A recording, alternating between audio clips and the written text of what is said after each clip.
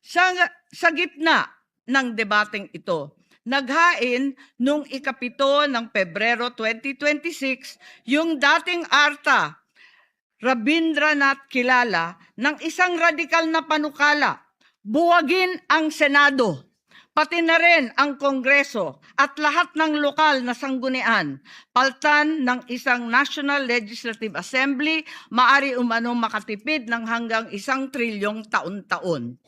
Nung nakaraang buwan, formal din hinikayat ni Congressman Puno at ng NUP ang liderato ng Kamara na simulan ng pakikipag-usap sa Senado hinggil sa charter change sa pamamagitan ng Constitutional Convention.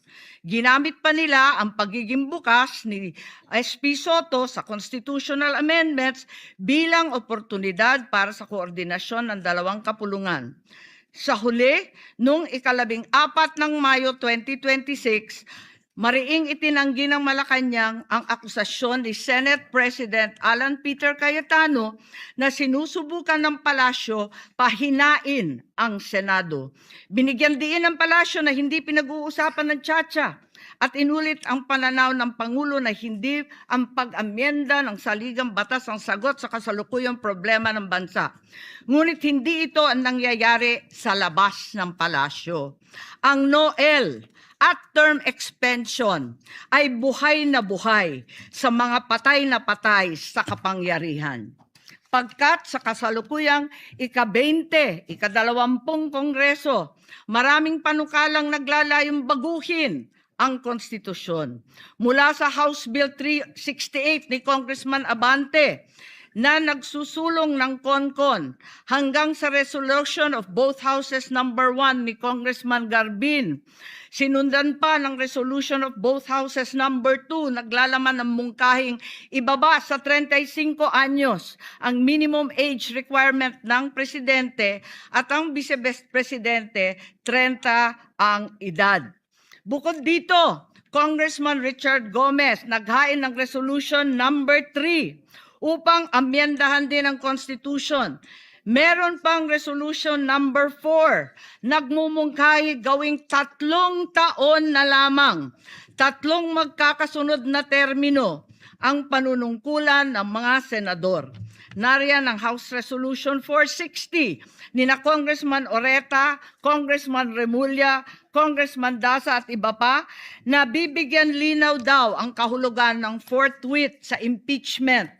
At mula noong Abril, habang hinihikayat ng mga congressman na bumoto sa impeachment, malakas ang ugong ng NOEL sa 2028. Lumutang na rin ang mga detalye. Magte-term extension ang mga congressman at madadagdagan ng 3 taon na mananatiling nakaupo sa pwesto hanggang 2031. Ganon din, 2028. Ganon din ang mga senador, pati ang Pangulo, hanggang 2031 na raw. Kung may eleksyon man sa 2028, sa lokal na lang. Kaya, Visayas o Mindanao ka man, suportado ng iglesia o hindi, walang problema dahil walang eleksyon.